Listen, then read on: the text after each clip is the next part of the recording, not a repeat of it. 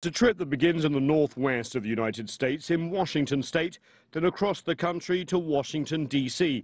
for a state visit and on to New York. The trip builds on the visit by the U.S. president to Beijing late last year, where both sides announced a historic climate change agreement. Since then, the relationship has been rocky.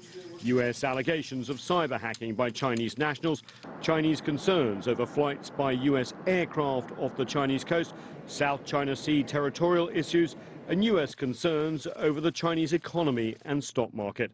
Some experts on the U.S.-China relationship think that President Xi's visit can go a long way to reassure the U.S.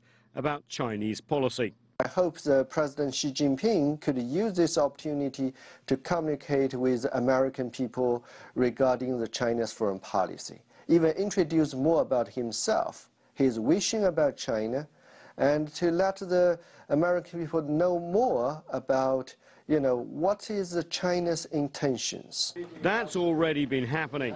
Ahead of President Xi's arrival, senior Chinese officials launched China Book Month by highlighting President Xi's thoughts on China's ambitious reform program. The Chinese speakers there think this visit can help explain China's economic shift. Because it's still relatively new and it's still in the early phase of his reform, so that's why people could hardly catch the essence of his reform. As both the Chinese and American presidents have found out before, there is no substitute for face-to-face meetings to try and forge what China calls a new model of major power relations, where a rising power like China can compete but also cooperate with the US.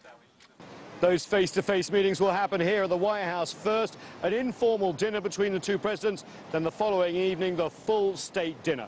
Both Beijing and Washington hope there'll be progress on the much-waited-for bilateral investment treaty and perhaps also establishing rules of the road when it comes to cybersecurity. The climate change deal inked in Beijing last year shows what can happen when two countries of this size work together. Nathan King, CCTV, Washington.